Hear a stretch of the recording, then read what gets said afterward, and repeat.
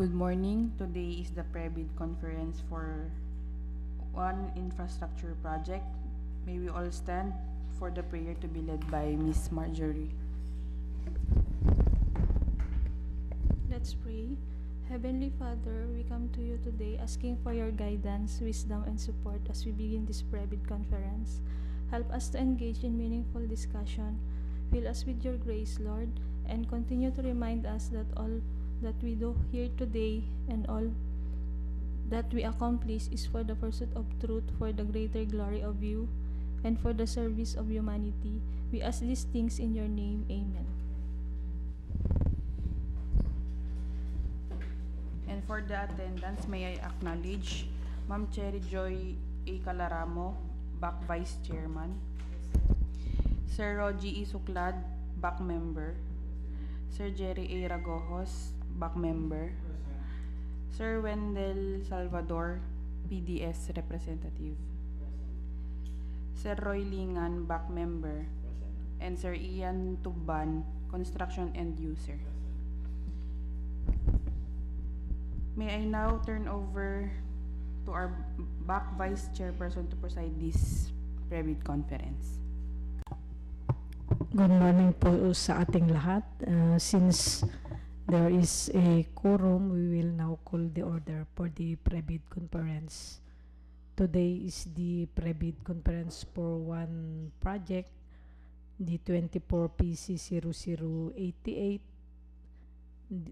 the CY 2024 BEFF, construction of classroom, construction of two-story for classroom school building in Consuelo National High School, Barangay Consuelo, Santa Marcel, Apayao, with the approved budget for contract of 19,303,995 pesos with a contract duration of 240 calendar days.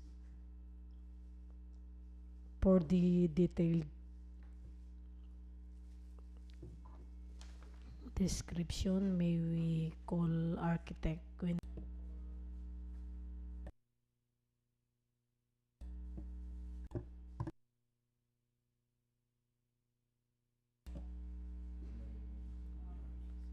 For the description for this project, for its type of structure, two-story reinforced concrete structure, and it has a dimension of 9.5 meters in width and 28 meters in length. For its scope of work, for the earthworks, structure excavation, embankment, gravel bedding, site development, improvement, and it consists a cut and fill and retaining wall with a height of 3 meters and length is 15 meters. For the reinforced concrete, pouring of columns, column footings, footing tie beams, stairs, and slabs. Termite control is soil poisoning. For the storm drainage and sewerage system, installation of pipes, sewer line and water line, catch basin, storm drainage and downspout, 1 unit septic tank with a dimension of 2.8 meters by 7.6 meters, 1 unit cistern concrete tank with a dimension of 3.6 meters by 8.6 meters, 1 unit water tank with a capacity of 1,500 gallons, and plumbing fixtures. For the other item of works, installation of ceiling with metal frames, window grills, aluminum glass windows, jalousie windows, wooden doors, and waterproofing of concrete gutter and roof deck, installation of tiles at comfort rooms, cement plaster finish for walls, painting works for walls, painting works for ceiling, door jambs and window jambs.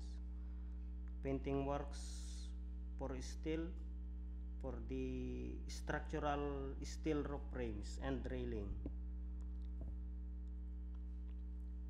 Reflective insulation for roofing, CHB installation for wallings, structural steel roof frames, electrical works,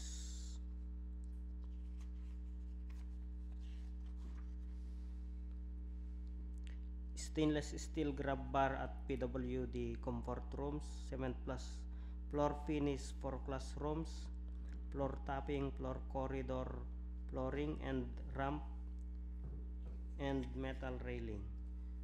For the source of materials, for the aggregates is in Barukbok gravel pit Santa Marcela, Apayao, and other construction material is in San Carlos, Santa Marcela, Apayao. So that's all for the scope of work of the two-story four classroom school building. Thank you, Architect Windel, for the detailed description. The opening of bid and the deadline will be on September 30, 2024, and the deadline of the receipt of bid will be 9 a.m. and the opening of bid will be 2 p.m. Any question from the prospective bidder? No. Anyway, the bid documents are now ready at the back secretariat. Any supplement from the back members? No more. If no more, any motion for the adjournment of this private conference?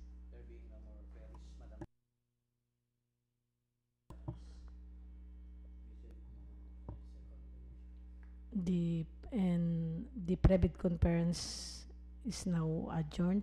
Thank you for coming.